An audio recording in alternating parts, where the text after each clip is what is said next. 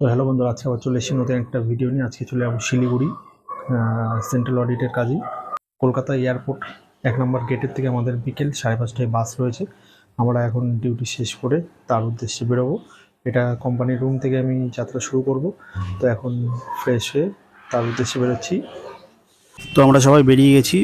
এয়ারপোর্টের সামনে থেকে 5:30টায় বাস আছে, আর এখন বাজে 4:45। আমরা এখান থেকে বাস স্ট্যান্ডের উদ্দেশ্যে বেরিয়ে যাচ্ছি। বাস 5:30টায় আসবে, তার উদ্দেশ্যেই আমরা এসেছিলাম, কিন্তু এখন এখানে এসে দেখছি প্রায় 6:15 বেজে গেছে আর বাস লেট রয়েছে। বাসের ড্রাইভারকে কল করলাম, বললো 10-15 মিনিটের মধ্যে আসছে। বাস 6:30 নাগাদ পৌঁছায়, আর আমরা এখন যাত্রাপথে এখন প্রায় বারাসাতের কাছাকাছি রয়েছি। বারাসাত ক্রস করছি ধীরে ধীরে। বারাসাত ক্রস করছে, তো এখানে একটা ছোট্ট করে লোচা হয়ে গেছিল সিট নিয়ে। তো সিট নিয়ে যে গন্ডগোলটা সেটা হয়ে গেছে যে আমাদের সিট আগে থেকে বুকিং থাকা সত্ত্বেও এখানে অনলাইনের মাধ্যমে অন্য কেউ দুজন আর কি সিট বুকিং করে নিত।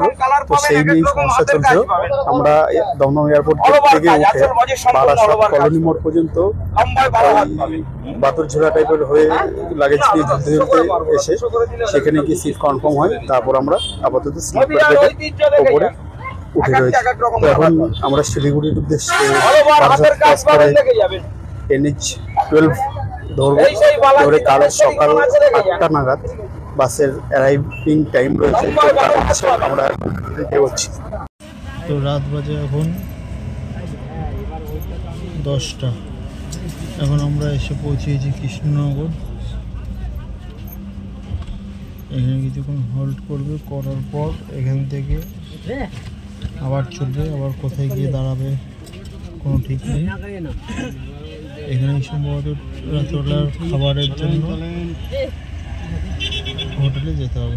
আমরা এসে পৌঁছেছি কৃষ্ণনগর পান্থতীর্থ হোটেলের সামনে। এখানে এখন রাত্রের ডিনার সেরে আবার গাড়ি ছাড়বে। এটাই সেই পান্থতীর্থ ধাবা বা হোটেল।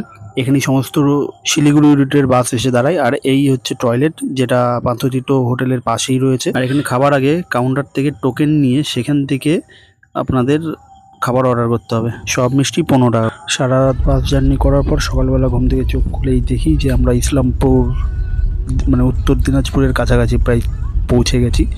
এখান থেকে আর কিছুটা গেলে পরেই বিহারের পূর্ণিয়া বলে বাস স্ট্যান্ড আসবে। এই দিককার ওয়েদারটা আমাদের কলকাতার তুলনায় খুবই সুন্দর ছিল, না গরম না ঠান্ডা। এই রকম ঠান্ডা গরম ওয়েদারের মধ্যে ঝিরিঝিরি বৃষ্টি, আর তার মধ্যে দিয়ে আমাদের বাস এগিয়ে চলেছে শিলিগুড়ির উদ্দেশ্যে।